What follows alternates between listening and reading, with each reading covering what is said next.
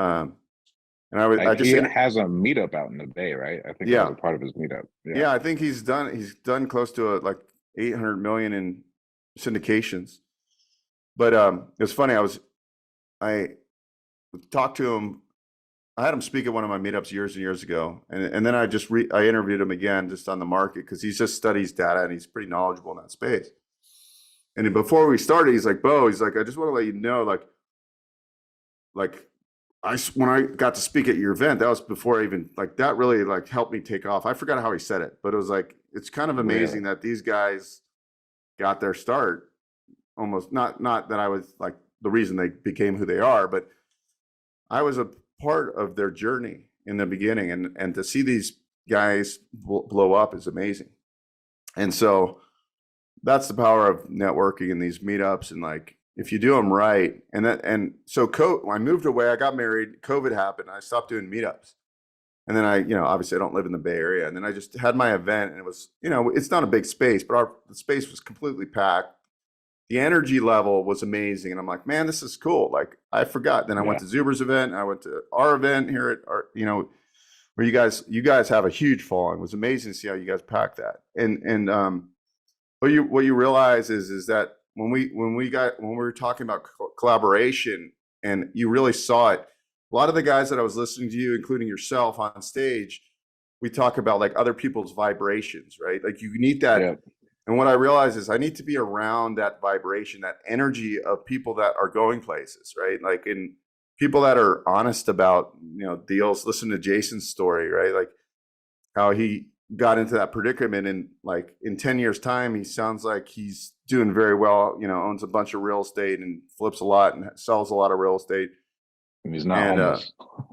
yeah, it's just amazing. Like, but you have to I think we all need to get ourselves into the right places and keep our minds open, and work on our weaknesses. We all have weaknesses of whatever they are. We all have certain limiting beliefs. Working on that is really going to be the most impactful. Like even today, like as I sit here, I'm thinking, God, like what, like all these opportunities that I kind of didn't jump on because of those limiting beliefs, and that kind of like that fear of like, oh my God. Like when my friend Eric went and bought this property in Phoenix for 520, I was looking at it, I'm like, man, that property's not worth 520. He bought it right before COVID. Now that thing appraises out at like 830. Now, granted, it might go down a little bit, but Right now, point, it's probably down again. yeah, the point is he's cash flowing $5 or $6 a month, and he has 30-year fixed debt on that at 3%. So Right. that guy just crushed it. So I think like in an up, down, or whatever market, it's really just like, what's the long-term play? Don't put yourself in a compromising situation. Like if you're flipping here's where the mistakes really come from funding millions and millions of dollars of deals. Somebody gets out there and they flip their first one or two houses, and they crush it.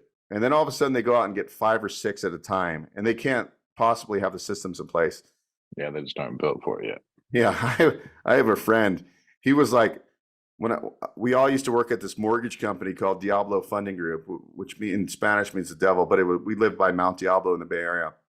And this guy was a top producer out of like 800 loan agents. I mean, he was crushing it back then. And then all of a sudden I hadn't seen him in a long time, and I met back up with him, and he decided to become a real estate developer. Well, this numbskull partnered with this guy, and he's my friend to this day. I still try to help him, but he partnered with a guy who ended up embezzling a bunch of money. And anyways, every project they did, they got foreclosed on. He ended up getting divorced. He got cancer. And like his life just went through hell because he's really good. If somebody would have just said, hey, dude, don't do 20 projects, focus on one, get it done, and make your money and do it slowly. But this guy was just like, so I can take guys like that, I think, and help them if they would listen and just be like, listen, just do this project. You're really good at, he's such a good salesperson, but he just didn't have the skill sets.